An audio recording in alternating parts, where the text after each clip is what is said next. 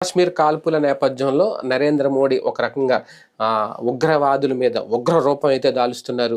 ఇప్పటికే కొన్ని కీలక నిర్ణయాలు తీసేసుకున్నారు. అంతేకాదు ఎవరైతే పాకిస్తానీలు వచ్చి మన భారత్‌లో తలదాచుకున్నారో వాళ్ళందరికీ 24 గంటల డెడ్‌లైన్ అయితే విధించారు.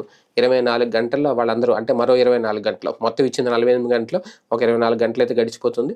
మరొక 24 గంటలు ఏ ఒక్కరు కూడా ఇక్కడ ఉండడానికి వీలు లేదు అంటూ పంపించేస్తున్నారు. వాళ్ళు కూడా పాకిస్తాన్‌కి సంబంధించిన వాళ్ళందరూ కూడా పెట్టెబేడ సర్దుకొని బయలుదేరిపోతున్నారు. శ్రీనగర్ ఎయిర్‌పోర్ట్ ఇప్పటికే కిక్కిరిసిపోయింది.